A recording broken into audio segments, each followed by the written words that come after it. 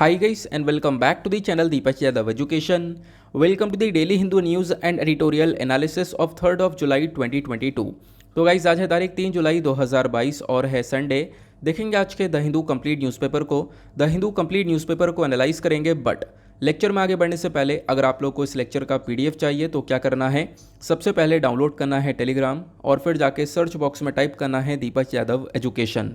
As you can see guys आप लोग को यह वाला चैनल मिल जाएगा, उस पर क्लिक करना और जाकर इस चैनल को ज्वाइन कर लेना।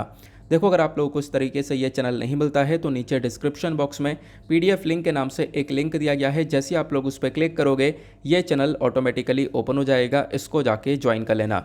ज्वाइन करने से फ़ायदा क्या होगा, यहाँ पर डेली बेसिस पर लेक्चर का पीडीएफ मिल जाता है, डेली करंट अफेयर के वीडियो का पीडीएफ मिल जाता है और मोस्ट इम्पॉर्टेंटली डेली बेसिस पर आपको ढेर सारे डिजिटल नोट्स भी मिलते हैं। नाउ बढ़ते हैं आगे बढ़ने से पहले हमेशा की तरह हम लोग अपने लेक्चर को एक मैप के क्वेश्चन के साथ स्टार्ट करेंगे। तो आज आप सभी लोगों को मैप में जाकर देखना है राइन रिवर को, कहाँ पर है ये एग्जैक्टली लोकेटेड, अच्छे से मैप में देखना। देन उसके बाद आकर नीचे कमेंट सेक्शन में टाइप करना, जिससे कि आप लोग इसको लंबे समय तक याद रख पाओगे। साथ ही साथ एक क्वेश्चन सॉल्व करेंगे जो कि यूपीएससी प्रीवियस ईयर साल 2019 के प्रीलिम्स में पूछा गया था। डेली बेसिस पर हम लोग यहाँ पर एक प्रीवियस ईयर क्वेश्चन को भी सॉल्व करते हैं। क्वेश्चन काफ़ी सिंपल सा है, डेफिनेटली आप सभी लोग इसका आंसर कर पाओगे। क्वेश्चन के अंदर मेंशन किया जाता है पब्लिक सेक्टर बैंक्स के जो चेयरमैन होते हैं इनको सेलेक्ट किया जाता है किसके थ्रू। ऑप्शन ए बोलता है Banks Board Bureau, option B Reserve Bank of India, option C Union Ministry of Finance या फिर option D management of concern bank. तो इसका सही आंसर आप सभी लोगों को नीचे कमेंट सेक्शन में देना है। एटलीस्ट सभी को इसमें पार्टिसिपेट करना है, जैसा मैं आप लोगों से डेली बेसिस पर बोलता हूँ। बाय द वे इसका जो करेक्ट आंसर है वो मैंने आपको टेलीग्राम पर प्रोवाइड करवा दिया है, वहाँ से भी चेकआउट कर सकते हो। अदरवाइज़ वहाँ पर आंसर नहीं मिलता है तो भी कोई प्रॉब्लम वाली बात नहीं है। वीडियो के लास्ट में इसके करेक्ट आंसर का डिस्कशन हम लोग करेंगे। तो चलो शुरुआत करते हैं। फिलहाल तो फ्रंट पेज पर हमारे पास एक भी इंपॉर्टेंट आर्टिकल नहीं है डिस्कस करने के लिए, तो आप लोग फ्रंट पेज को स्किप कर सकते हो। आते हैं डायरेक्टली इंपॉर्टेंट आर्टिकल की तरफ। नाउ नेक्स्ट पेज पर आपको एक पिक्चर देखने को मिलेगा, वो ये वाला। अब इस पिक्चर के अंदर बताया यह गया है तमिलनाडु के अंदर जो सॉल्ट का प्रोडक्शन है यानी कि नमक का प्रोडक्शन है वो बढ़ चुका है, क्योंकि आज के टाइम पर वहाँ पे वेदर थोड़ा सा ड्राई देखने को मिल रहा है। तो ये इस आर्टिकल के अंदर इस पिक्चर के अंदर समझाया गया, लेकिन मैं आपको इससे हटकर कुछ इन्फॉर्मेशन दूंगा जो कि बहुत इंपॉर्टेंट है। ये तो आप लोगों ने देख लिया कि तमिलनाडु के अंदर सॉल्ट का प्रोडक्शन बढ़ा, लेकिन अगर हम लोग अभी देखें रिसेंटली काफ़ी ज़्यादा चर्चा ये हो रही थी कि देश के अंदर सॉल्ट सेक्टर के अंदर बहुत सारे क्राइसिस देखने को मिल रहे हैं। यानी कि जो सॉल्ट सेक्टर के अंदर हमारे फार्मर्स वर्क करते हैं वो बहुत सारी प्रॉब्लम्स फेस कर रहे हैं। तो पूरा का पूरा सॉल्ट सेक्टर मैं आप लोग को यहाँ पे कवर करवाने वाला हूँ, जो कि प्रीलिम्स और मेंस आपको दोनों में हेल्प करेगा। सबसे पहली चीज़, ये जो सॉल्ट सेक्टर क्राइसिस है ये आखिरकार क्या है। देखो करंट टाइम पे इंडिया की जो सॉल्ट इंडस्ट्री है वो बहुत सारे चैलेंजेस को फेस कर रही है। वो चैलेंजेस खासकर कौन फेस कर रहा है, जो हमारे सॉल्ट फार्मर्स है, यानी कि उस इंडस्ट्री के अंदर जो किसान लोग काम कर रहे हैं। खासकर किसकी खेती कर रहे हैं, आप कह सकते हो नमक की, नमक को यहाँ पे प्रोड्यूस कर रहे हैं। क्वेश्चन ये है कि ये लोग क्या प्रॉब्लम फेस कर रहे हैं। देखो इन फार्मर्स को, खासकर जो सॉल्ट फार्मर्स हैं, इनको ज़्यादा अच्छा प्राइस नहीं मिल पा रहा है। उसके पीछे का रीज़न ये है कि जो ये सॉल्ट है वो बेसिकली मिनिमम सपोर्ट प्राइस के अंडर में नहीं है। तो बेसिकली यहाँ पर फार्मर्स की मांग यह है कि सॉल्ट के ऊपर भी मिनिमम सपोर्ट प्राइस मिलना चाहिए। मिनिमम सपोर्ट प्राइस क्या होता है, अभी थोड़ी देर रुक जाओ, आगे मैं आप लोगों को समझाने वाला हूँ। प्लस ये भी बात की जाती है करेंट टाइम पे जो सॉल्ट सेक्टर के अंदर फार्मर्स काम कर रहे हैं वो बहुत सारी प्रॉब्लम्स फेस कर रहे हैं और उन प्रॉब्लम्स का कोई भी सोल्यूशन निकल नहीं पा रहा है। वो भी क्या प्रॉब्लम्स हैं वो भी आगे डिटेल से डिस्कस की गई हैं। अभी मैंने आप लोगों को बताया है कि कॉन्टेक्स्ट के बारे में, आखिरकार देश भर में सॉल्ट सेक्टर के अंदर क्या क्या क्राइसिस देखने को मिल रहे हैं। बात करते हैं सबसे पहली बात सॉल्ट सेक्टर के पोजीशन के बारे में। इंडिया के क्या हाल हैं सॉल्ट को लेकर। देखो इंडिया जो है 3rd रैंक पर आता है in the production of a salt, यानी कि पूरे दुनिया भर में इंडिया तीसरे नंबर पर आता है जो कि सबसे ज़्यादा नमक का प्रोडक्शन करता है। और पहले और दूसरे नंबर पर आने वाली कौन कौन सी कंट्रीज़ हैं, तो वो है यूएसए और चाइना। फिर उसके बाद जो ये सी सॉल्ट है, यानी कि ऑब्वियसली हम लोग सॉल्ट का प्रोडक्शन करते हैं, लेकिन कौन सा वाला नमक भी अलग अलग प्रकार के हैं। एक सी सॉल्ट है, एक रॉक सॉल्ट है। जो कि यहाँ पर सी सॉल्ट है वो समुद्र से निकाला जा रहा है, रॉक सॉल्ट है वो यहाँ पर हमारी चट्टानों से निकाला जा रहा है। तो सी सॉल्ट ही सबसे ज़्यादा भारत के अंदर प्रोड्यूस किया जाता है। हमारे देश में जितना भी सॉल्ट का प्रोडक्शन होता है उसका 70% सी सॉल्ट ही होता है। बाकी सॉल्ट मैन्युफैक्चरिंग एक्टिविटीज़ जो हैं वो ज़्यादातर आपको कोस्टल स्टेट्स के अंदर चलती हुई नजर आएंगी। ऑब्वियस ही बात है, अब कोस्टल स्टेट्स के अंदर ही सॉल्ट का प्रोडक्शन होगा क्योंकि हम लोग सी सॉल्ट यानी कि समुद्र से निकाल रहे हैं, तो समुद्र के आसपास वाले राज्य यहीं पर सबसे ज़्यादा प्रोडक्शन हो रहा होगा। तो जब हम लोग बात करेंगे इंडिया के अंदर कौन कौन से स्टेट्स हैं, तो उसमें आता है गुजरात, तमिलनाडु, आंध्र प्रदेश, महाराष्ट्र, कर्नाटका, उड़ीसा, इसको ओडिशा कर लेना, देन वेस्ट बंगाल, उसके बाद गोवा, देन उसके बाद राजस्थान। ये कुछ स्टेट्स हैं जहाँ पर सॉल्ट का प्रोडक्शन, खासकर सी सॉल्ट का प्रोडक्शन सबसे ज़्यादा होता है। लेकिन अगर हम लोग इन स्टेट्स में से भी एक टॉप स्टेट निकालें जहाँ पर सबसे ज़्यादा प्रोडक्शन होता है, तो वो यहाँ पे आता है गुजरात। गुजरात यहाँ पे हर साल 28.5 मिलियन टन्स के आसपास जो सॉल्ट है उसका प्रोडक्शन करता है। ये आपको ध्यान में रखना है। ये इतना प्रोडक्शन हुआ कि हमारे देश का 80% इसको कहा जाएगा, यानी देश का 80% का सॉल्ट प्रोडक्शन सिर्फ और सिर्फ गुजरात से ही आ रहा है। ये हो गई इंडिया की बात। अब हम लोग डिस्कशन करते हैं दुनिया भर में सॉल्ट को लेकर क्या क्या सिचुएशन देखने को मिलती है। देखो, वर्ल्ड वाइड का जो सॉल्ट प्रोडक्शन है वो करेंट टाइम पे 200 मिलियन टन्स के आसपास है, यानी कि हम लोग 200 मिलियन टन के आसपास का सॉल्ट प्रोडक्शन करेंट टाइम पर कर रहे हैं। उसके बाद में सबसे बड़ी बात आप देखोगे सॉल्ट के प्रोडक्शन के मेथड्स के बारे में, क्योंकि यहाँ पे मैंने आपको बोला था पहले ही कि मैं सॉल्ट सेक्टर के बारे में सारी चीज़ें डिटेल से कवर करूँगा। तो अभी हम लोग डिस्कस करेंगे सॉल्ट को प्रोड्यूस कैसे किया जाता है। मेजरली दो मेथड्स यहाँ पर इस्तेमाल होते हैं। वो दो तरीके कौन कौन से हैं? सबसे पहला तरीका होता है सोलर इवेपोरेशन मेथड। इसके अंदर क्या होता है, ध्यान से सुनना। देखो, सोलर सॉल्ट प्रोडक्शन के अंदर हम लोग क्या करते हैं, हम लोग यहाँ पे समुद्र का पानी लेंगे, यानी कि खारा पानी लेंगे, और खारा पानी को हम लोग कहाँ पे इकट्ठा कर देंगे, एक छोटे से पॉन्ड के अंदर, एक छोटे सा यहाँ पे गड्ढा करके आप कह सकते हो पॉन्ड के अंदर इकट्ठा कर दिया जाएगा। और इकट्ठा करने के बाद में क्या होगा, उसके ऊपर सन की रेस पड़ रही हैं, सूर्य की किरणें पड़ रही हैं, और सन की रेस से वो पानी सूखेगा। पानी सूखेगा तो लास्ट में हम लोग को क्या मिलेगा, लास्ट में सॉल्ट मिलेगा, लास्ट में नमक मिलेगा। तो ये होता है हमारा solar salt production. Solar word नाम से ध्यान रखना, क्योंकि यहाँ पर सन की रेस पड़ रही हैं और उससे यहाँ पर पानी इवेपोरेट होगा, पानी गर्म होगा, पानी यहाँ पे भाप बन के उड़ जाएगा। बाकी जो बचेगा वो हम लोगों को यहाँ पे सॉल्ट की फॉर्म में मिलने वाला है। फिर इसमें और भी बहुत सारी प्रोसेसिंग होती है, ये मैंने आपको ऊपर ऊपर से इसके बारे में बता दिया है। ये तो हो गया सोलर इवेपोरेशन मेथड। दूसरा मेथड होता है रॉक सॉल्ट माइनिंग मेथड, यानी कि देखो जो बड़ी बड़ी चट्टान होती हैं उसको यहाँ पे माइन किया जाता है, या फिर आप कह सकते हो वहाँ पे खुदाई चलती है। सबसे इम्पॉर्टेंट बात मैं आपको बताता हूँ।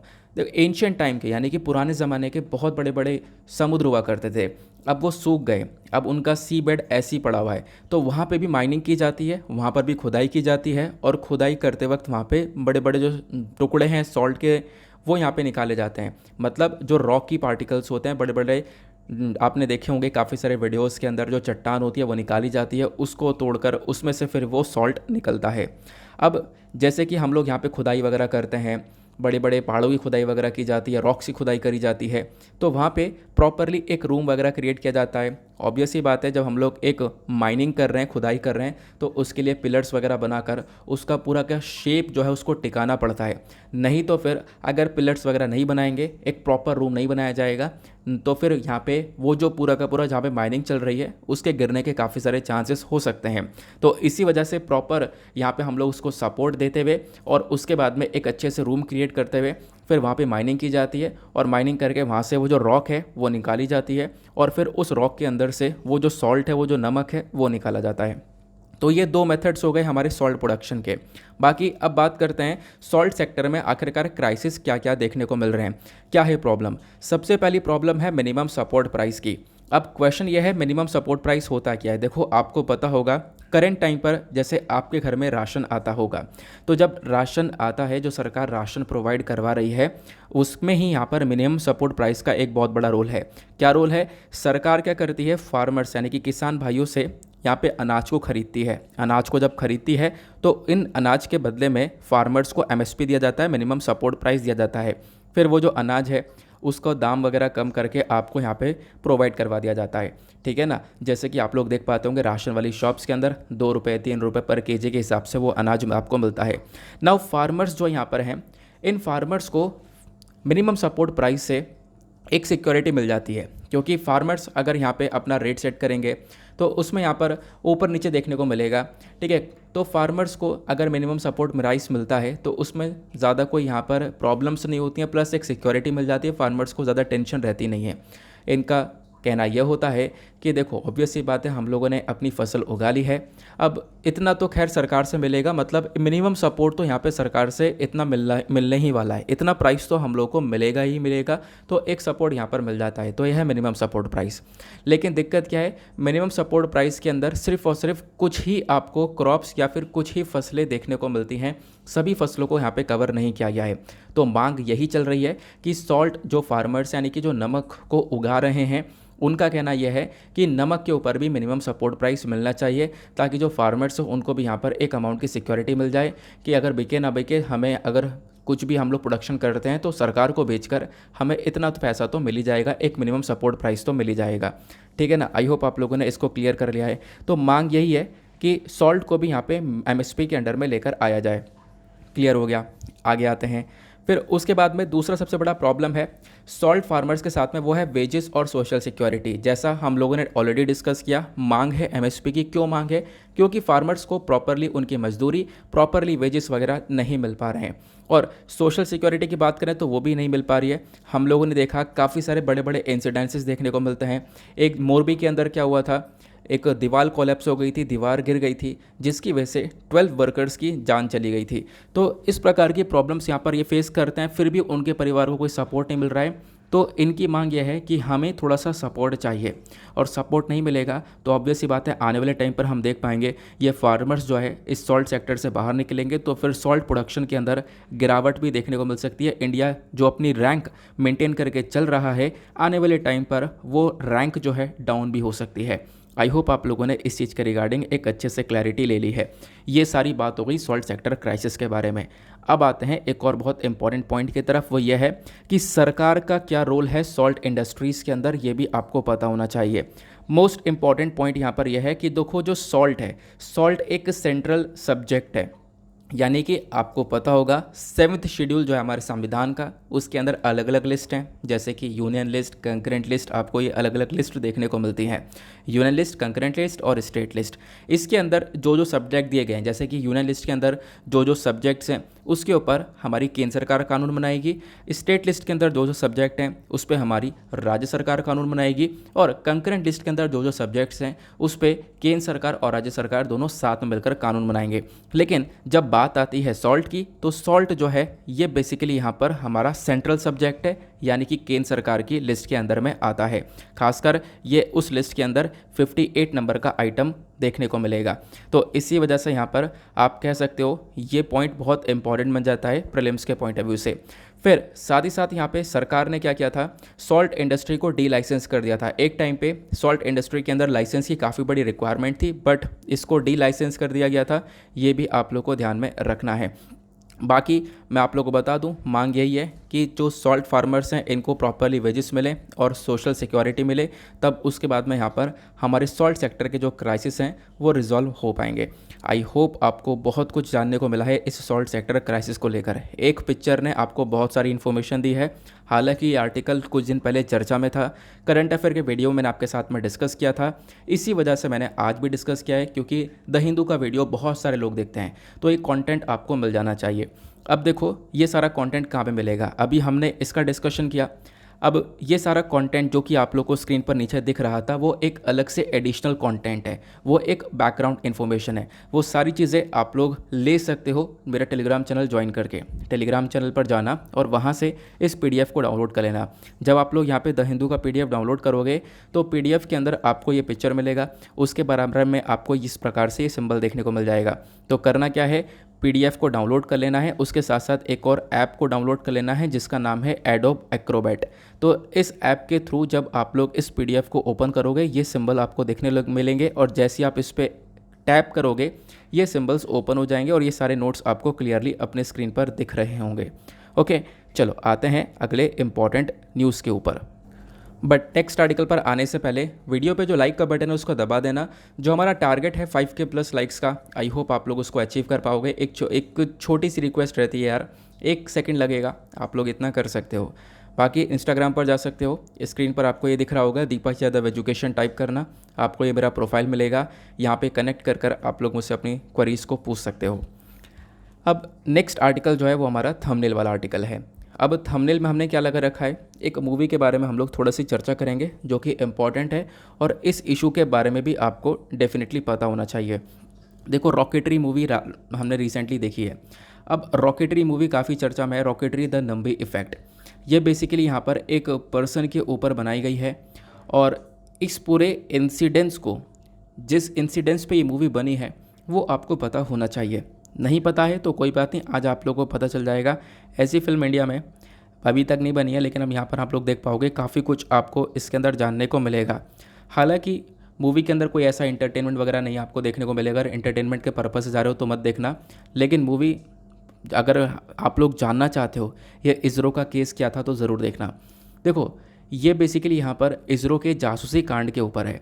इसरो का जासूसी कांड क्या था और जिसकी वजह से जो इंडिया है वो क्रायोजेनिक टेक्नोलॉजी के मामले में 14 साल पीछे चला गया, वो मुद्दा क्या था उसको हम लोग यहाँ पर समझने वाले हैं। आप इस वाले पिक्चर को देखना, इस वाले पिक्चर में आपको ढेर सारी इन्फॉर्मेशन एक साथ में मैं क्लियर करवा दूंगा। सबसे पहली चीज़ अगर आप लोगों को देखनी है वो यहाँ पे जानना है इसरो के जासूसी कांड के बारे में। अब ये जो व्यक्ति आप लोग को पिक्चर में दिख रहे हैं इनका नाम है नंबी नारायणन। अब मैं आपको नंबी सर के बारे में डिटेल से बताऊंगा कि कितना बड़ा इम्पॉर्टेंट रोल रहा है इनका। देखो, ये टाइम लगभग आप कह सकते हो 1990s के आसपास की बात है। तो उस समय पर इसरो जो है वो वर्क कर रहा था क्रायोजेनिक टेक्नोलॉजी के ऊपर। इसरो के पास ये टेक्नोलॉजी नहीं थी। कौन सी टेक्नोलॉजी? Cryogenic technology.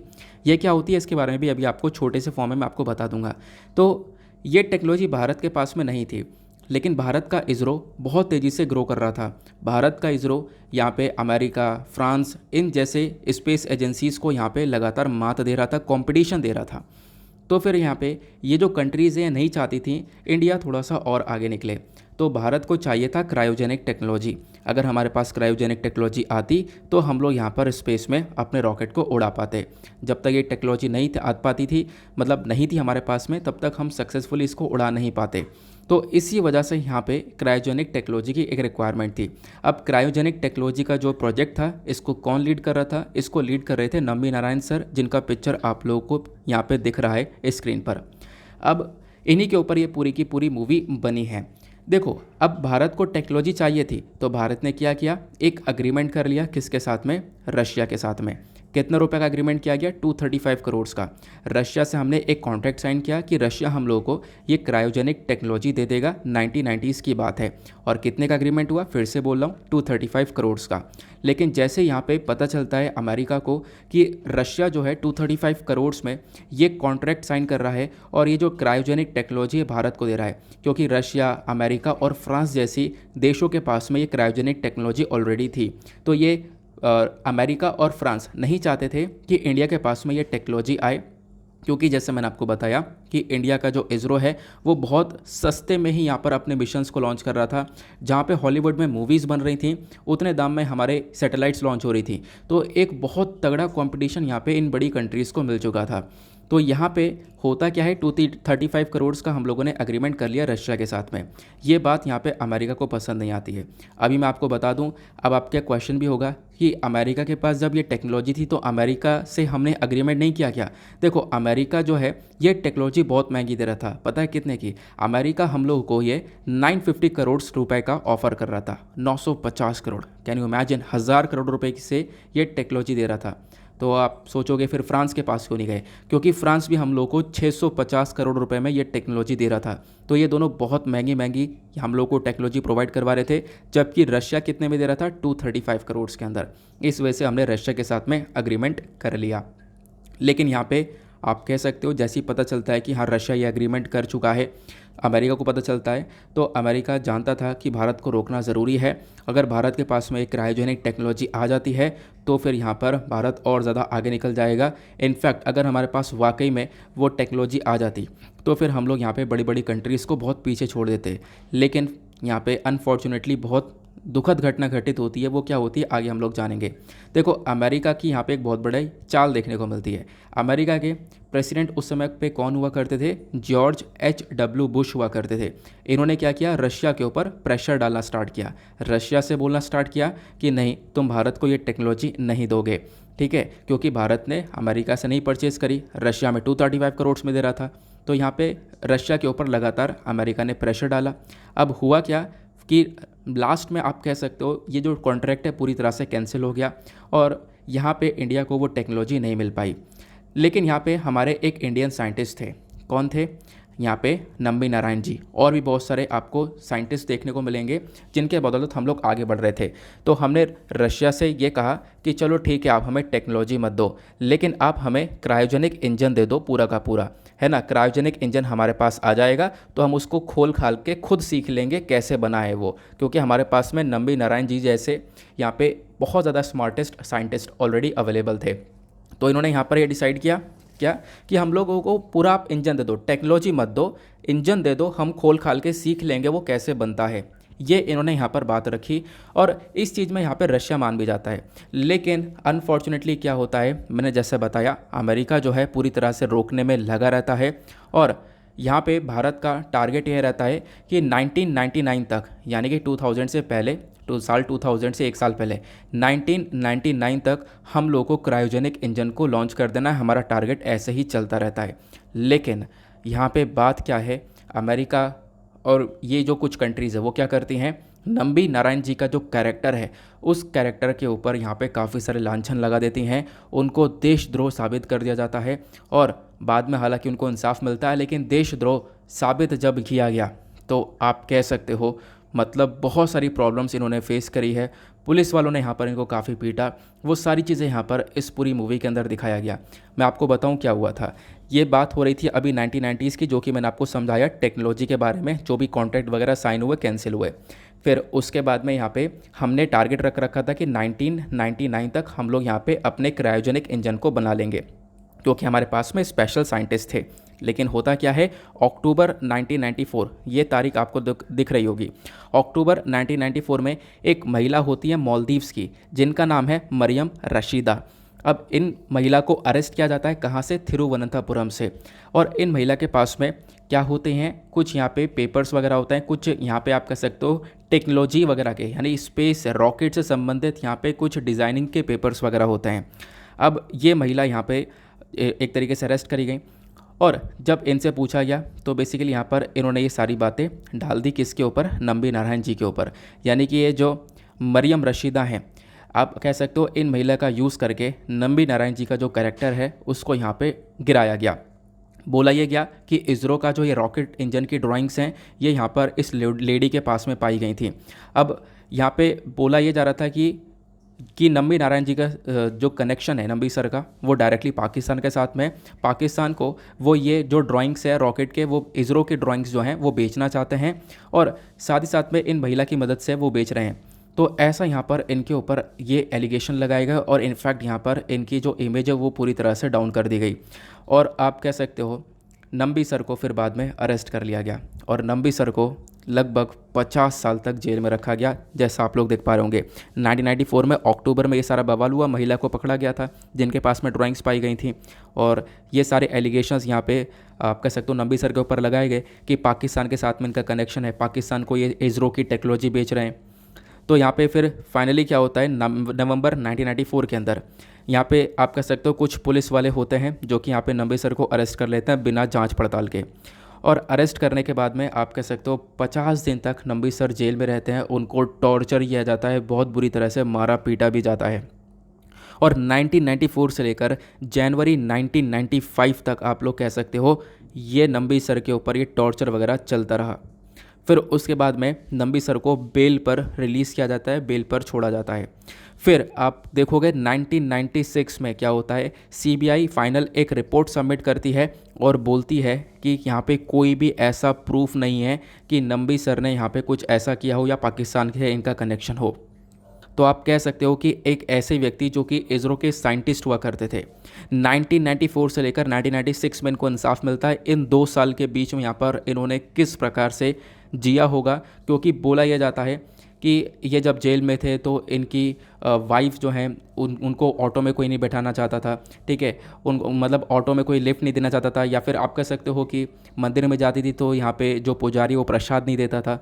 इस प्रकार की चीज़ें यहाँ पर नंबी नारायण जी के अगेंस्ट में सेट कर दी गई थी। तो 1996 के अंदर आप देख पाओगे क्या होता है, इनके ऊपर से सारे चार्जेस को हटा दिया जाता है और सुप्रीम कोर्ट भी इस चीज़ को एक्सेप्ट कर लेता है। केस सुप्रीम कोर्ट तक पहुंच जाता है। सुप्रीम कोर्ट भी यहाँ पर नंबी नारायण जी के फेवर में केस को सुनाता है। अब नंबी नारायण जी मांग करते हैं कंपनसेशन की, तो इनको यहाँ पे 1 करोड़ रुपए का कंपनसेशन भी दिया जाता है। फिर उसके बाद नंबी नारायण जी मांग करते हैं कि इन पुलिस वालों को सज़ा मिलनी चाहिए। क्यों? क्योंकि यहाँ पर ये जो पुलिस वाले हैं इन्हें थोड़ी सी तो इन्वेस्टिगेशन करनी चाहिए थी, थोड़ा सा तो पता करना चाहिए था, लेकिन इन्होंने यहाँ पर पब्लिक के सामने ही पूरी इमेज यहाँ पे नंबी सर की डाउन कर दी थी। आई होप आप लोगों को यहाँ पे क्लियर हो चुका है ये सब मुद्दा कैसे हुआ।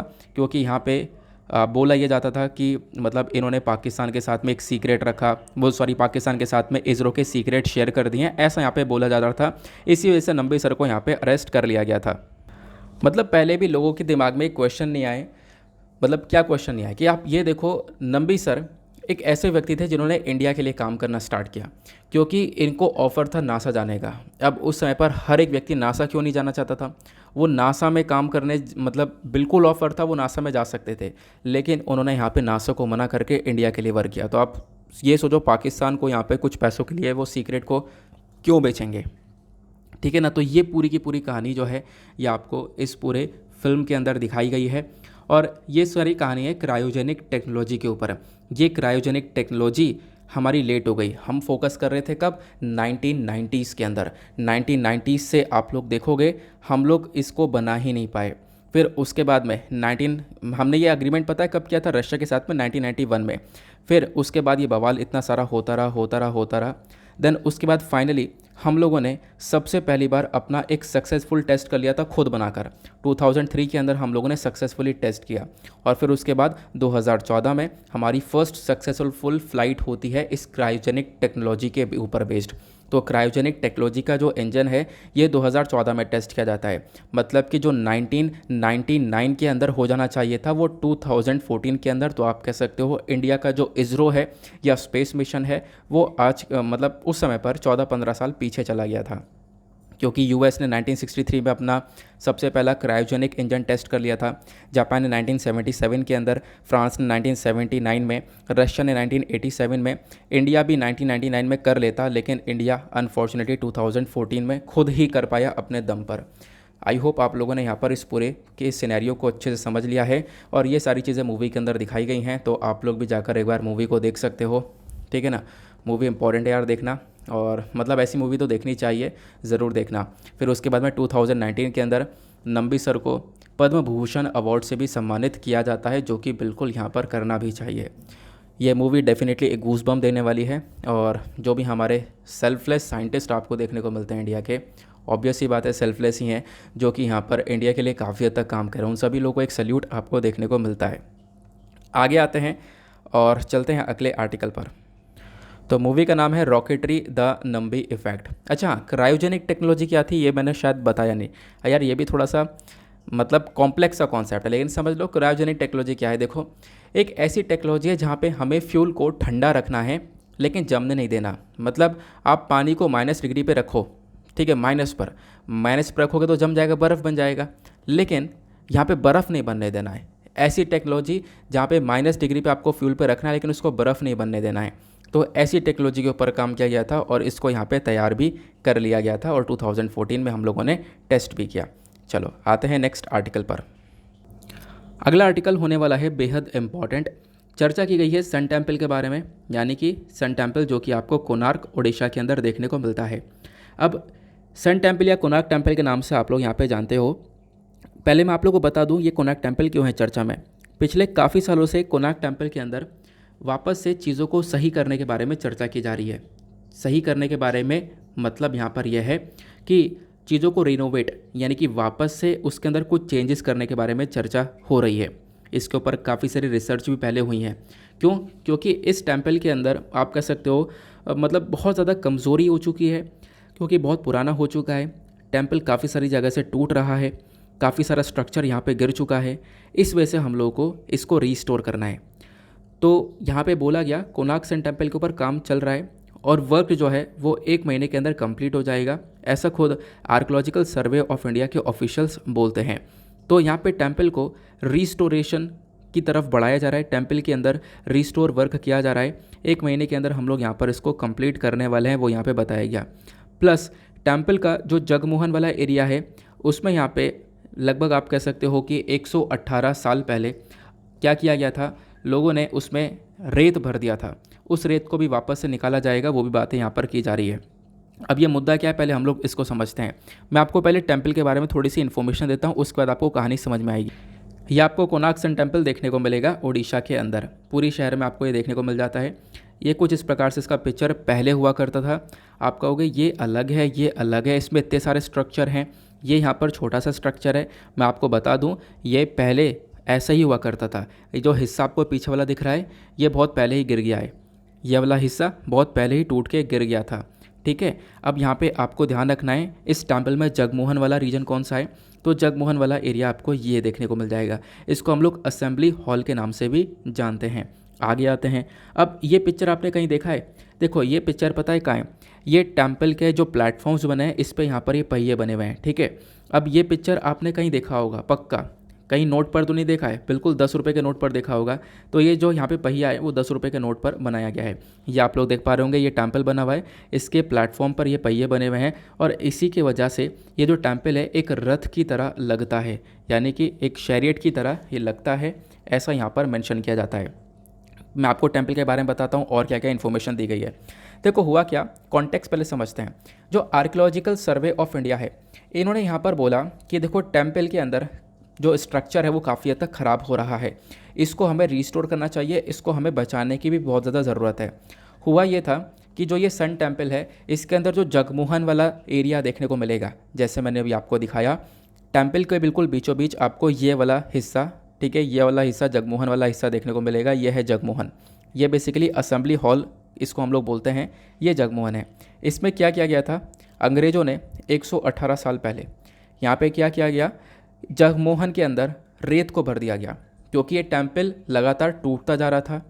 अब समुद्र के पास था, जो रेत वगैरह है वो भी यहाँ पर ढीली थी, वो जो टेम्पल है उसका स्ट्रक्चर लगातार टूट रहा था, कभी कुछ टूट रहा था कभी कुछ टूट रहा था। तो यहाँ पर इस जगमोहन वाले असेंबली हॉल को बचाने के लिए, लंबे समय तक एक प्रोटेक्शन देने के लिए क्या किया गया, इस वाले एरिया में ऊपर से यहाँ पे गड्ढा किया गया और उसके बाद इसके अंदर रेत भर दी गई। किसके थ्रू की गई थी, ब्रिटिशर्स के थ्रू। कब की गई थी, 118 साल पहले। तो अभी यहाँ पे फोकस ये है कि उस रेत को जगमोहन वाले रीजन से निकाला जाए और निकालने के बाद में उस एरिया को रिस्टोर किया जाए, या ऐसा हो सकता है ना निकालें। अब मतलब आपके दिमाग में एक और क्वेश्चन आएगा कि मतलब क्यों निकाला जा रहा है, ये भी बता दो, ठीक है। तो इस प्रकार से मैं आपको एक पिक्चर दिखाता हूँ। ये एक पिक्चर इंटरनेट पर भी देखने को मिलेगा। ये अंदर का एरिया कुछ इस प्रकार से पहले हुआ करता था, इसी के अंदर यहाँ पर एक गड्ढा करके और उसमें यहाँ पर रेत भर दी गई थी, ठीक है। इस प्रकार से मान लो एक होल कर दिया गया, रेत भर दी गई और इसको बंद कर दिया गया, ताकि जो स्ट्रक्चर है वो स्टेबल रहे, ये स्ट्रक्चर अपने आप में टाइट रहे, गिरे ना बिल्कुल भी, क्योंकि हम इसको एक तरीके से प्रोटेक्शन देना चाहते थे। तो ये काम 118 साल पहले किया गया। अब क्वेश्चन ये है कि इसको निकाला क्यों जा रहा है। निकाला इसलिए जा रहा है क्योंकि पता ये लगाया गया कि जो रेत है ये 17 फीट नीचे जा चुकी है, क्योंकि आपको पता है टाइम टू टाइम जो रेत है वो नीचे बैठती रहती है और वो 17 फीट नीचे जा चुकी है। 17 फीट अपने आप में बहुत यहाँ पे लंबा गैप हो गया, तो एक काफ़ी लंबा चौड़ा गैप इसके अंदर क्रिएट हो चुका है। तो यहाँ पे आर्कियोलॉजिकल सर्वे ऑफ इंडिया देख ये रहा है कि मतलब हम लोग हो सकता है कि इस गैप को भर दें, इसके ऊपर और रेत डाल दें, या फिर यहाँ पे इस सारी रेत को निकाला जाए और निकालने के बाद में क्या किया जाए, यहाँ पे एक रिस्टोरेशन किया जाए। ये सारी बातें यहाँ पर की जा रही हैं, इसको लेकर काम किया जा रहा है। और ये जो प्रोजेक्ट है ये स्टार्ट कर दिया गया था 2019 के अंदर। लगातार काफ़ी सारी स्टडीज़ हुई हैं, हम लोगों ने पहले इस पूरे के पूरे टेम्पल के आर्किटेक्चर को स्टडी किया है, उसके बाद में यहाँ पर रिस्टोरेशन, ये आप लोग देख पाओगे काम चल रहा है। कुछ यहाँ पे इंट्रिकेशन यानी कि जो कार्विंग्स वगैरह हैं वो यहाँ पे करी जा रही हैं, ऐसा बोला गया, ठीक है ना। आई होप आप लोगों ने यहाँ पर इन सारी बातों को काफ़ी अच्छे से समझ लिया है।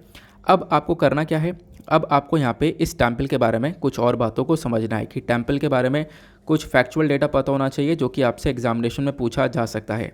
सबसे पहली चीज़ यहाँ पर आप देखोगे कोणार्क टेम्पल के बारे में, तो ये लोकेटेड कहाँ पर है, ये आपको ओडिशा के पुरी शहर के अंदर देखने को मिलेगा। और इसको बनाया गया था 13th सेंचुरी के अंदर। 13th सेंचुरी में किंग नरसिम्हा देव वन के थ्रू बनाया गया था। ये काफ़ी सारी जगह पर लिखा है, और भी बहुत सारी यहाँ पर बातें बताई जाती हैं, बट काफ़ी सारी जगह पर यही बात लिखी गई है, इसी वजह से आप लोग को यही यहाँ पे पता होना चाहिए। बाकी जो ईस्टर्न गंगा डायनेस्टी है, ये बेसिकली यहाँ पर आप कह सकते हो ये इस डायनेस्टी के थ्रू बनाया गया था, यानी 13th सेंचुरी में किंग नरसिम्हा देव वन ने यहाँ पर बनाया, ठीक है ना, ताकि हम लोग क्या कर सकें, ईस्टर्न गंगा जो एम्पायर है उसको और ज़्यादा मजबूत कर सकें। जो ईस्टर्न गंगा डायनेस्टी है ये बेसिकली रुदी गंगा और प्रचय गंगा के नाम से भी जानी जाती है। और ये जो टेम्पल है ये आप देख पाओगे आज के टाइम पर ये जो बनाया गया है काफ़ी ज़्यादा पुराना ऑलरेडी हो चुका है, लगभग 700 से 800 साल पुराना ये टेम्पल आपको देखने को मिलेगा। उसके बाद यहाँ पे मेंशन किया जाता है ये जो टेम्पल है ये डेडिकेट करा गया है सन गॉड को, सूर्य देवता को।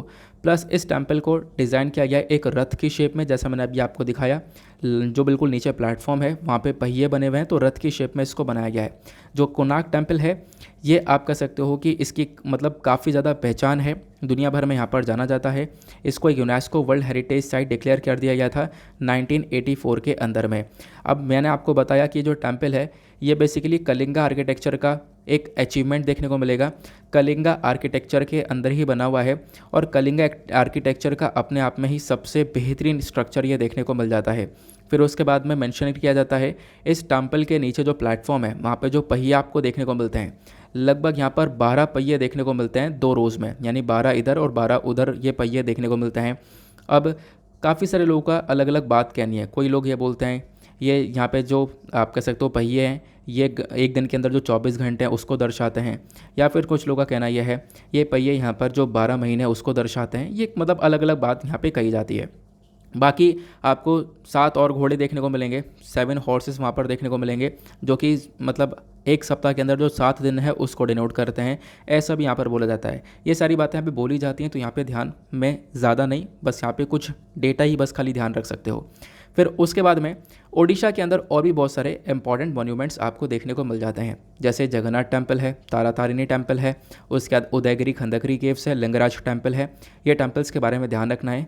लिंगराज टेम्पल के बारे में तो डायरेक्टली यूपीएससी ने क्वेश्चन पूछ लिया था इसकी लोकेशन को लेकर, तो आई होप आप लोग को यहाँ पे क्लैरिटी मिल चुकी है। तो अभी यहाँ पे काफ़ी कुछ काम किया जा रहा है, चीज़ों को रिस्टोर किया जा रहा है, कुछ चेंजेस करे जा रहे हैं, और पहले भी यहाँ पे काफ़ी सारी जगह पर चेंजेस करे गए हैं, जैसे अजंता केव्स वगैरह हैं, यहाँ पे चेंजेस पहले भी करे गए हैं बहुत सारे मॉन्यूमेंट में, तो अभी भी यहाँ पर कुछ चेंजेस की रिक्वायरमेंट है, तो इसको लेकर भी फोकस में काम किया जा रहा है। 1 महीने के अंदर हम लोग इसको कंप्लीट करने वाले हैं, इस वजह से ये आर्टिकल चर्चा में आया। आई होप आप लोगों ने इसको भी काफ़ी अच्छे से समझ लिया है। आते हैं अगले आर्टिकल पर।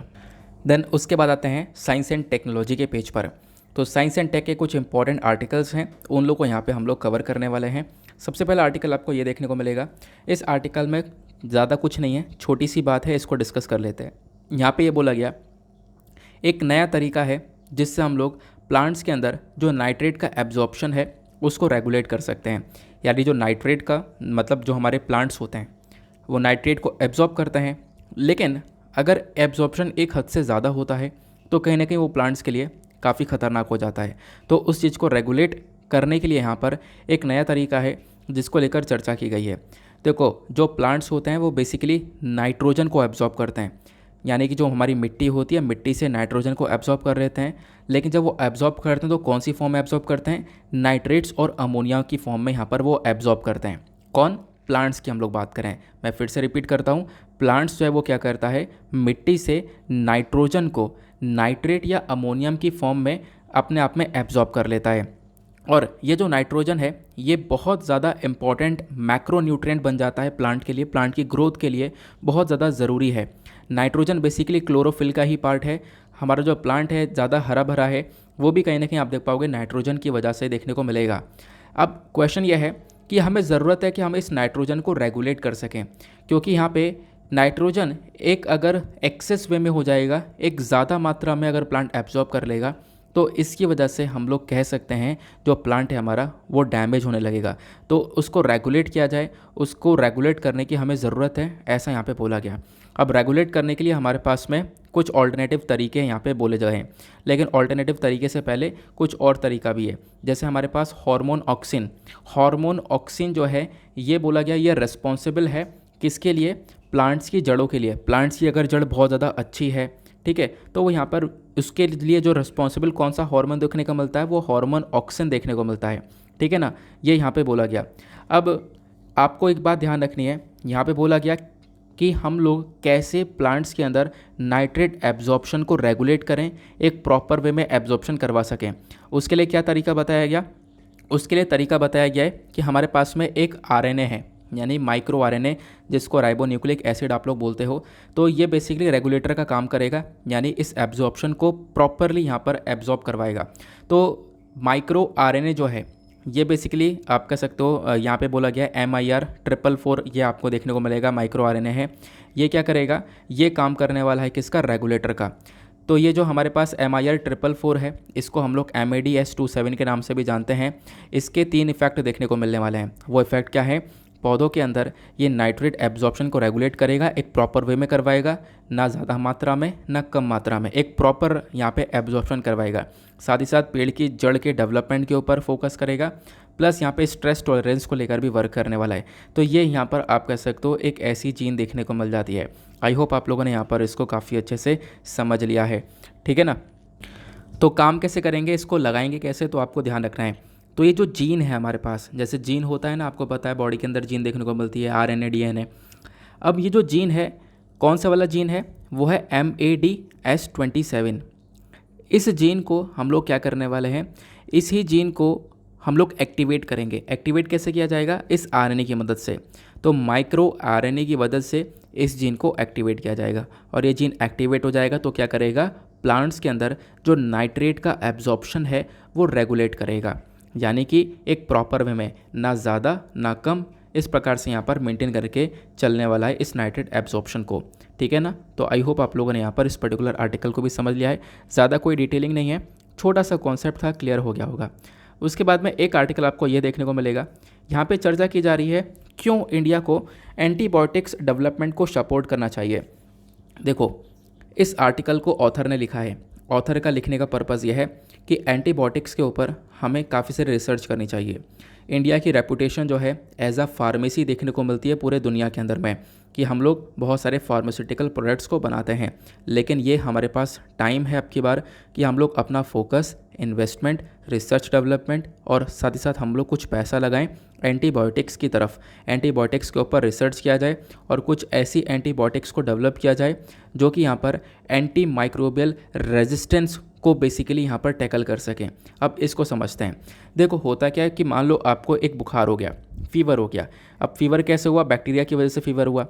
अब होता क्या है, कुछ फीवर इतने खतरनाक होते हैं, कुछ फीवर के स्ट्रेन्स, बैक्टीरिया इतना ज़्यादा खतरनाक होता है कि उसके लिए, देखो नॉर्मली क्या होता है, फीवर जब होता है तो उसके लिए आप लोग क्या लेते हो? एंटीबायोटिक्स को लेते हो। अब एंटीबायोटिक्स क्या करता है? बैक्टीरिया को मार देगा, फीवर ठीक हो जाएगा। लेकिन मैंने आपको जैसा बताया, कुछ फीवर के स्ट्रेन्स ऐसे होते हैं कि आप कितना ही एंटीबायोटिक ले लो, लेकिन वो स्ट्रेन मरता नहीं है, वो और मजबूत होता हुआ चले जाता है। उसी को हम लोग बोलते हैं एंटी माइक्रोबियल रेजिस्टेंस, यानी कि ऐसे माइक्रोब्स, ऐसे बैक्टीरिया, आपको वायरस देखने को मिलते हैं जो कि काफ़ी मजबूत होते हैं। आप कितनी एंटीबायोटिक ले लो, लेकिन वो यहाँ पर मरते नहीं हैं।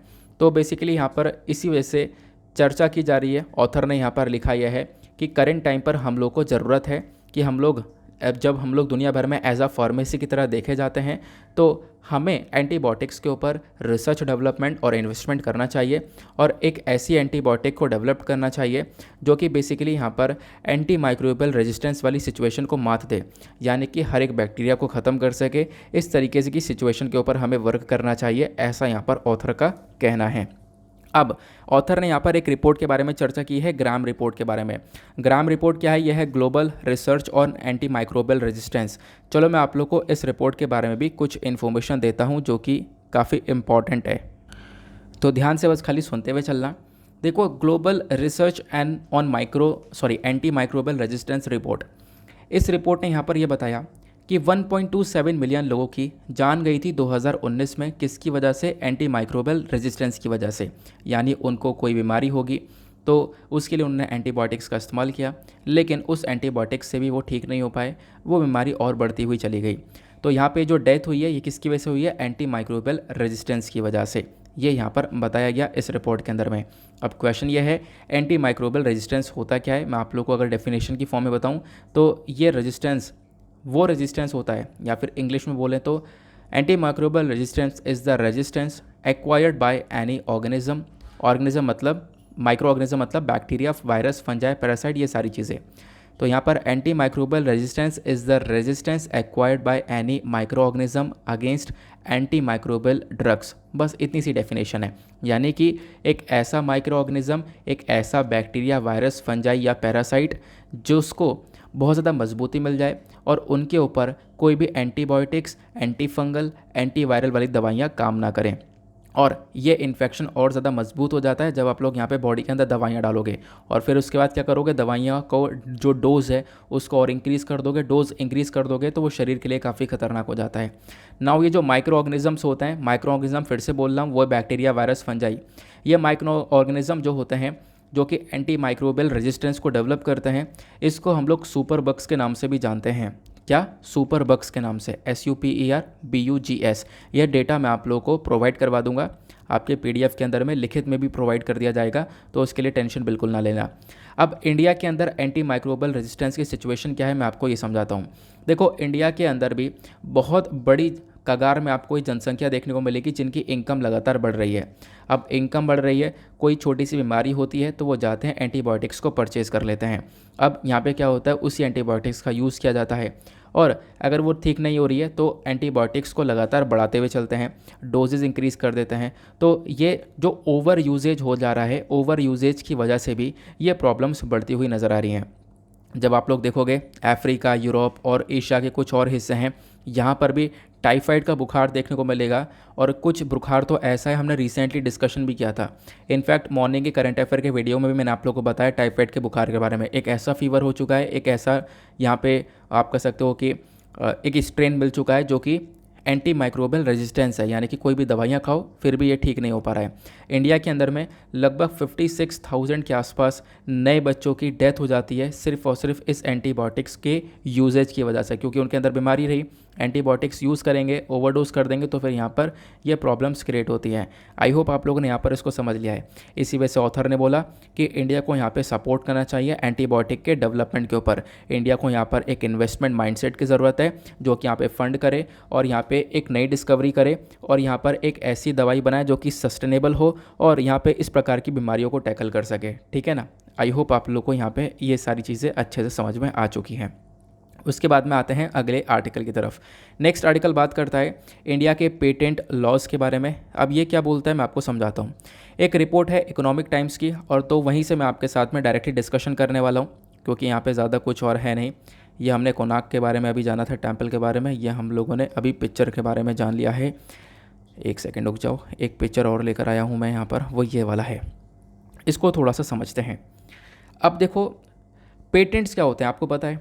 पेटेंट देखो यानी कि आपने कोई नया इनोवेशन किया, पेटेंट, कॉपीराइट, ये सारी चीज़ें क्या है कि मान लो आपने कोई इनोवेशन किया, आपने कोई नई चीज़ बनाई। अब नई चीज़ बनाई है, अगर आप उसको प्रोटेक्शन ना दे पाओ तो क्या होगा, वो चीज़ कोई दूसरा व्यक्ति कॉपी कर लेगा, और कॉपी कर लेगा तो उससे क्या होगा, उससे यहाँ पर मतलब आपने जो ये बनाया वो बेसिकली अपने नाम पे कह सकता है कि हाँ यार ये मैंने बनाया है ना। तो यहाँ पे जो इनोवेटर्स होते हैं, जो भी नए नए इन्वेंशन करते हैं, वो डिमोटिवेट हो जाते हैं। क्यों? क्योंकि उनको यहाँ पर कुछ भी ऐसा जो भी उन्होंने बनाया है उसके ऊपर एक प्रोटेक्शन नहीं मिलती है। तो इसी चक्कर में पेटेंट राइट्स, कॉपीराइट्स को बनाया गया कि भाई कोई भी नया इन्वेंशन करता है, कोई भी नया इनोवेशन करता है, तो उसके लिए यहाँ पे ये कॉपीराइट्स को बनाया गया है। अब कॉपीराइट्स ये या फिर पेटेंट बनाया गया है कि आपने कोई नया सामान बनाया, कोई नई दवाई बनाई, तो उस पर क्या करो, ये पेटेंट ले लो। अब पेटेंट आप लोग रजिस्टर करवा लोगे तो उससे क्या होगा, तो जब तक आप परमिशन नहीं दोगे तब तक दूसरा व्यक्ति इसको कॉपी नहीं कर पाएगा। तो ये सारे होते हैं पेटेंट। अब इंडिया के भी अपने खुद के पेटेंट राइट्स वगैरह देखने को मिल जाते हैं। ठीक है, तो अभी यहाँ पर ऑथर ने आर्टिकल के अंदर क्या लिखा है, साइंस एंड टेक के अंदर यहाँ पर मेंशन किया जाता है कि एक नया रिकमेंडेशन आ चुका है, यानी कि एक रिपोर्ट आती है किसकी, इकोनॉमिक टाइम्स की। और उस रिपोर्ट के अंदर क्या बोला गया, जो हमारे इकोनॉमिक एडवाइज़र काउंसिल है, इन्होंने यहाँ पर रिकमेंडेशन दिया है कि इस पेटेंट के अंदर कुछ चेंजेस होने चाहिए।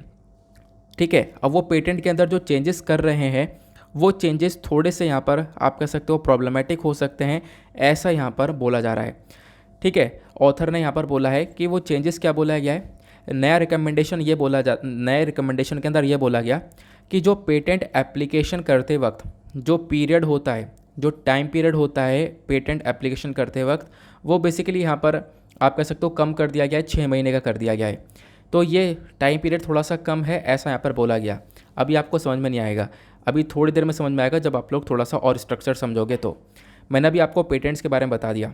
देखो यहाँ पे बोला ये जा रहा है, इंडिया के अंदर में हम लोगों को फोकस क्या करना चाहिए, जल्द से जल्द बहुत सारे लोगों को पेटेंट राइट्स मिलने चाहिए। मतलब करंट टाइम पे ये भी देखने को मिल रहा है कि बहुत सारे लोगों ने नए नए इन्वेंशन करे, नया इनोवेशन किया, उसके लिए अपने मतलब जो भी प्रोडक्ट है उसको उसके ऊपर एक पेटेंट लेने के लिए पेटेंट रजिस्टर करवा दिया। अब रजिस्टर करवा दिया तो उसका जो केस है वो लंबे समय से पेंडिंग पड़ा हुआ है। ठीक है, वो केस यहाँ पे मतलब पेंडिंग पड़ा हुआ है, उसको पेटेंट मिल ही नहीं पा रहा है। तो इस प्रकार से भी बहुत सारे केसेस नज़र आते हैं। इस चक्कर में आप कह सकते हो कि प्रॉपरली पेटेंट्स के मामले में इंडिया थोड़ा सा पीछे रह जा रहा है। अगर आप लोग देखोगे तो साल 2021 में कितने लोगों को पेटेंट दिया गया है, तो भारत के अंदर सिर्फ और सिर्फ 30,074 लोगों को पेटेंट्स मिला है, यानी इतने चीज़ों के ऊपर यहाँ पे पेटेंट्स को दिया गया। यूएस के अंदर साल 2021 में 3.5 लाख पेटेंट्स दिए गए हैं, चाइना के अंदर 5.3 लाख पेटेंट दिए गए हैं। इंडिया काफ़ी पीछे है यूएस और चाइना के कंपैरिजन में। जैसा आप लोग देख पा रहे हो, इंडिया के अंदर सिर्फ और सिर्फ 30,000 पेटेंट्स ग्रांट करे गए हैं। क्योंकि जब आप लोग इन दो कंट्रीज़ को देखोगे तो यहाँ पर पेटेंट ऑफिसर्स कितने सारे हैं जो कि इन पेटेंट्स को ग्रांट करते हैं। तो पेटेंट्स ऑफिसर ढेर सारे हैं, जल्दी जल्दी काम किया जाता है, लेकिन इंडिया के अंदर में पेटेंट्स ऑफिसर आपको बहुत कम देखने को मिलेंगे। तो पहली चीज़ तो यहाँ पर रिकमेंड की गई है। देखो सिर्फ और सिर्फ रिकमेंडेशन है, रिकमेंडेशन मतलब यहाँ पर अभी सिर्फ अपने सुझाव दिए गए हैं, अभी कुछ भी ऐसा किया नहीं गया है, बदलाव नहीं हुआ है, सिर्फ एक रिकमेंडेशन है, वो भी इकोनॉमिक एडवाइजरी काउंसिल का। तो उन्होंने यहाँ पे एक रिकमेंडेशन ये दिया कि पहली बात तो देखो आपको पेटेंट ऑफिसर्स को क्या करना होगा, इंक्रीज़ करना होगा। पेटेंट ऑफिसर्स को इंक्रीज़ करो, प्लस आपका जो बैकलॉग पड़ा है, काफ़ी सारे लोगों ने पेटेंट्स के लिए अप्लाई कर रखा है, तो वो लगभग 1.6 लाख पेंडिंग केसेस पड़े हुए हैं, तो उनको पूरा करो, उनको भी पेटेंट दिया जाए, है ना। और कैसे किया जा सकता है, सबसे पहली बात आप लोग यहाँ पर पेटेंट ऑफिसर्स को जब ज़्यादा से ज़्यादा रखोगे तभी यहाँ पे ये काम किया जा सकता है। और ये एक ऐसा मूव होगा जो कि इंडिया के अंदर इनोवेशंस को बूस्ट करेगा, क्योंकि लोग यहाँ पे इनोवेशन कर रहे हैं, उनको पेटेंट मिल नहीं पा रहा है समय पर, तो फिर सब डिमोटिवेट हो जाएंगे, इतना ज़्यादा यहाँ पर इनोवेशन हो नहीं पाएंगे।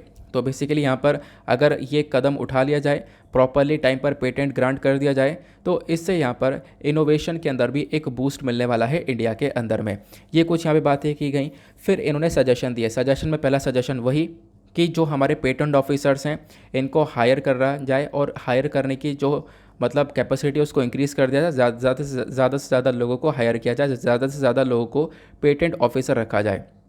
प्लस इन्होंने यहाँ पर एक चीज़ और यहाँ पे रिकमेंड करी है, एक सजेशन ये दिया है कि जो प्री ग्रांट ओपोजिशन होता है उसके लिए सिर्फ और सिर्फ 6 महीना रखा जाए।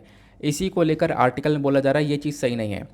प्री ग्रांट ओपोजिशन को यहाँ पर जो प्री ग्रांट ओपोजिशन जो है बेसिकली इसके लिए 6 महीने का टाइम दिया जाएगा। अब सर ये प्री ग्रांट ओपोजिशन क्या होता है, इसको समझते हैं हम लोग। देखो मान लो आप लोगों ने क्या किया, पेटेंट के लिए अप्लाई कर दिया, ठीक है। अब आपने कोई नई चीज़ बनाई है, पेटेंट के लिए अप्लाई कर दिया। तो पेटेंट के लिए जब आप लोग अप्लाई करते हो तो इसमें एक प्री ग्रांट ओपोजिशन का मतलब भी आ जाता है। मतलब कि मान लो कोई दूसरा व्यक्ति है और उस दूसरे व्यक्ति का कुछ कॉपी हो रहा है उसके अंदर, तो वो जो दूसरा व्यक्ति है यानी जो ओपोनेंट है आपका, वो आपके एप्लीकेशन को चैलेंज कर सके। और चैलेंज कब कर सके, आपके सामान के ऊपर पेटेंट मिलने से पहले। इसी वजह से इसको प्री ग्रांट ओपोजिशन बोला गया है, where the opponent can challenge a pending application prior to the grant of a patent. आप ऐसा कह सकते हो, यानी कि पेटेंट मिलने से पहले, आपको पेटेंट अभी मिला नहीं है, पेटेंट मिलने से पहले 6 महीने का टाइम पीरियड है। अगर यहाँ पर कोई ओपोनेंट है, अगर किसी को चैलेंज करना है इनका पेटेंट, तो यहाँ पर वो चैलेंज कर सकता है। तो ये 6 महीने का टाइम दिया जा रहा है, ठीक है ना, ऐसा यहाँ पे बोला गया। तो 6 मंथ्स का टाइम दिया गया है, तो 6 मंथ्स के टाइम्स को यहाँ पे क्रिटिसाइज़ किया गया। बोला ये 6 महीने का जो आपने टाइम दिया है ये बहुत ज़्यादा गलत है, यहाँ पर आपने टाइम जो है वो काफ़ी हद तक कम दिया है, ये काफ़ी सारी प्रॉब्लम्स क्रिएट कर सकता है। पहले ये टाइम ज़्यादा हुआ करता था, नाउ इस टाइम को अभी रिड्यूस कर दिया गया है। तो इससे होगा क्या, तो इससे यहाँ पर ऑथर ये बोलते हैं कि मान लो यहाँ पर एक व्यक्ति ने पेटेंट के लिए अप्लाई किया है और वो फ्रॉड है, वो तुच्छ पेटेंट करवा रहा है, मतलब गलत है, मतलब आप कह सकते हो डुप्लीकेट, मतलब किसी चीज़ की कॉपी कर ली और उसको पेटेंट करवा रहा है।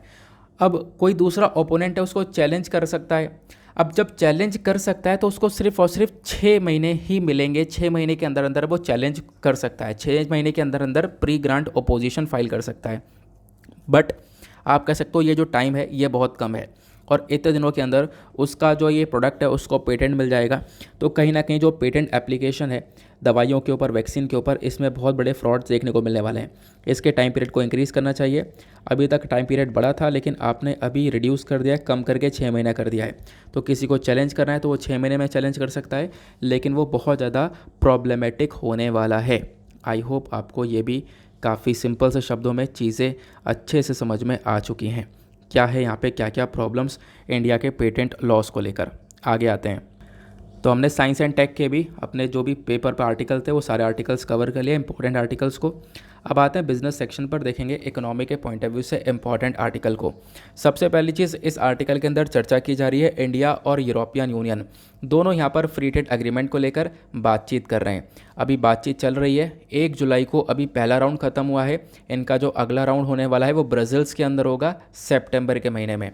तो यहाँ पे दोनों कंट्रीज़ का फोकस क्या है, दोनों कंट्रीज़ नहीं कह सकते, इंडिया तो कंट्री हो गया। यूरोपियन यूनियन के अंदर आपको 27 देश देखने को मिलते हैं, 27 नेशंस देखने को मिलते हैं, उनका यूनियन है, इसी वजह से इसको यूरोपियन यूनियन के नाम से हम लोग जानते हैं। तो पहली राउंड ऑफ टॉक पूरी हो चुकी है।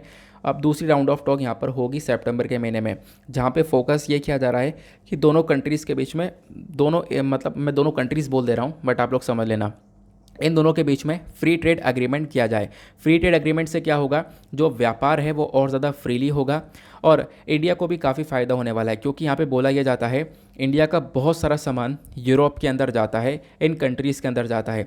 तो इन दोनों कंट्रीज़ का जो व्यापार है वो बढ़ेगा, ऐसा भी बोला जा रहा है। साल 2021-22 के अंदर अगर हम लोग देखें तो इंडिया और यूरोपियन यूनियन का जो बायलैटरल ट्रेड है वो लगभग 116.36 बिलियन यूएस डॉलर्स का पहुंच गया था, जिसमें से यहाँ पे बोला गया यूरोपियन यूनियन जो है इंडिया का सेकंड लार्जेस्ट ट्रेडिंग पार्टनर है यूएस के बाद, और मतलब अमेरिका के बाद में हम लोग सबसे ज़्यादा व्यापार यूरोपियन यूनियन के साथ में ही करते हैं। सबसे अच्छी बात यहाँ पर क्या है, इंडिया के एक्सपोर्ट्स के लिए यूरोपियन यूनियन डेस्टिनेशन है, यानी कि भारत बहुत सारा सामान इन यूरोपियन यूनियन कंट्रीज़ के अंदर भेजता है। तो इससे हमें फ़ायदा मिलेगा अगर फ्री ट्रेड एग्रीमेंट होता है। फ्री ट्रेड एग्रीमेंट के अंदर क्या होगा, यहाँ पे आप कह सकते हो जब कंट्रीज़ जो हैं व्यापार करती हैं, सामान को खरीदती बेचती हैं, तो यहाँ पे ख़रीदने बेचने के ऊपर कुछ एक्स्ट्रा ड्यूटीज़, चार्जेस, टैक्सेस वगैरह को लगाया जाता है। तो फ्री ट्रेड एग्रीमेंट जब हो जाएगा तो ये एक्स्ट्रा चार्जेस, ड्यूटीज़ और टैक्सेस वगैरह को हटा दिया जाएगा, व्यापार फ्रीली चलेगा और इससे व्यापार को एक बढ़ावा भी मिलेगा। तो अभी सिर्फ और सिर्फ एक राउंड ऑफ बातचीत हुई है, दूसरी राउंड सितंबर के अंदर होगी, तो आने वाले टाइम पर ये वापस से चर्चा में आएगा। इसके अलावा कुछ पढ़ने की ज़्यादा ज़रूरत नहीं है। फिर उसके बाद एक नेक्स्ट इंपॉर्टेंट आर्टिकल देखने को मिलेगा, ये भी इकोनॉमी के पेज पर ही देखने को मिल जाएगा। यहाँ पे चर्चा की गई है, रशिया ने जो सनफ्लावर ऑयल होता है इसका जो एक्सपोर्ट टैक्स होता है उसके ऊपर कट डाउन कर दिया है, क्योंकि रशिया के ऊपर बहुत सारे सैंक्शन लगाए गए। अब सैंक्शन की वजह से रशिया ऑलरेडी काफ़ी ज़्यादा परेशान है, क्योंकि रशिया ने यूक्रेन के ऊपर अटैक किया, उसकी वजह से इसके ऊपर सैंक्शन लगे हैं। तो यहाँ पे क्या होता है, रशिया ने अपने सनफ्लावर ऑयल के ऊपर जो टैक्स वगैरह होता है, खासकर एक्सपोर्ट टैक्स, उसको कट डाउन कर दिया है। तो एक्सपोर्ट के ऊपर अब यहाँ पर टैक्स जो है वो कम लेगा, ऐसा यहाँ पर बोला जा रहा है। ठीक है ना, तो ये यहाँ पर डेटा दिया गया। इसके अलावा और कुछ भी नहीं है, बस खाली इतना छोटा सा आर्टिकल आपको देखने को मिलेगा। लेकिन ये आर्टिकल मैंने क्यों बताया आपको, कहोगे ये तो बिल्कुल बकवास है यार, वाकई में क्यों बताया। तो यहाँ पे मैंने इसलिए बताया ताकि मैं आपको इंडिया और एडिबल ऑयल का एक कनेक्शन बता सकूँ। एडिबल ऑयल मतलब जो खाने वाला तेल जिसको हम सब्जी वगैरह के अंदर खाते हैं। तो यहाँ पे मेंशन ये किया जाता है, इंडिया का जो टोटल इम्पोर्ट है एडिबल ऑयल का वो बहुत ज़्यादा है। हम लोग बहुत सारा तेल परचेज़ करते हैं, पता है हम लोग यहाँ पे बहुत सारा तेल बनाते भी हैं, लेकिन वो सारा कंज्यूम कर लेते हैं, उसके बाद हम लोग फिर दूसरे देशों से मंगाते हैं। इंडिया के अंदर कितना तेल खाया जा रहा होगा, बहुत तेल खाया जा रहा होगा पूरे भारत में। जितना तेल खाया जा रहा है उसका आधे से ज़्यादा हम लोग इंपोर्ट करते हैं अलग अलग देशों से। इंडिया की जो डिपेंडेंसी है एडिबल ऑयल इंपोर्ट्स के ऊपर ये बहुत ज़्यादा है, लगभग 65% के आसपास देखने को मिलेगी। 65% के आसपास तेल हम लोग, खाने वाला तेल मंगा रहे हैं अलग अलग देशों से। अब इसमें से जो सनफ्लावर ऑयल है वो 14% के आसपास हम लोग मंगाते हैं, बाकी बहुत सारा पाम ऑयल वगैरह भी मंगाया जाता है। अब जब बात करते हैं सनफ्लावर ऑयल की, तो इंडिया हर साल 25 लाख टन के आसपास सनफ्लावर ऑयल मंगाता है, और सबसे ज़्यादा कहाँ से मंगाता है, यूक्रेन और रशिया से। तो 70% का जो सनफ्लावर ऑयल भारत के अंदर आ रहा है वो कहीं ना कहीं रशिया और यूक्रेन के थ्रू ही आ रहा है। बाकी भारत फिर उसके बाद पाम ऑयल मंगाता है। पाम ऑयल हम लोग इंडोनेशिया, मलेशिया जैसी कंट्री से मंगाते हैं। फिर सोयाबीन ऑयल लेते हैं। सोयाबीन ऑयल हम लोग ब्राज़ील और अर्जेंटीना से लेते हैं। ये आप लोग को ध्यान रखना है। तो हर साल भारत का जो एग्रीगेट डिमांड है वो लगभग 26 मिलियन टन्स के आसपास देखने को मिल जाता है एडिबल ऑयल का। साल 2019 में जो ये एडिबल ऑयल है ये आप लोग कह सकते हो मतलब इसके लिए बहुत ज़्यादा खर्चा भारत को करना पड़ा।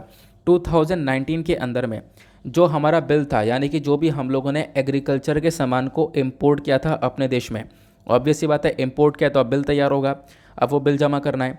तो यहाँ पे जो भी बिल तैयार हुआ था उसमें 40% तक सिर्फ और सिर्फ तेल के लिए हम लोगों ने पैसा दिया है। तो आप ऐसा कह सकते हो तेल इतना सारा हम लोग मंगाते हैं बाहर से, जिसमें से सबसे ज़्यादा पाम ऑयल मंगाया जाता है, फिर सोयाबीन ऑयल मंगाया जाता है और फिर लास्ट में सनफ्लावर ऑयल हम लोग मंगाते हैं। ठीक है ना। तो आई होप आप लोगों ने यहाँ पर इसको काफ़ी अच्छे से समझ लिया है, इस आर्टिकल को भी डिटेल से आपने जान लिया। नाउ अब चलते हैं हम लोग अपने अगले आर्टिकल की तरफ। अगला आर्टिकल तो कुछ नहीं है, अब यहाँ पर बाकी स्पोर्ट्स सेक्शन है। स्पोर्ट्स सेक्शन हमारे इंपॉर्टेंट होता नहीं है तो आप लोग यहाँ पर उसको स्किप कर सकते हो। अब अपने हम लोग, क्योंकि देखो संडे है, संडे में हम लोग कोई मेंस का क्वेश्चन लेते नहीं है। संडे में आप लोग रेस्ट करो। अगले टाइम से अब मैं आपको मतलब आप लोग मुझे बता देना कि एथिक्स वगैरह के कोर्स के लिए आप लोग बोल रहे थे, तो क्या एथिक्स के कोर्स वगैरह इंक्लूड कर देना चाहिए।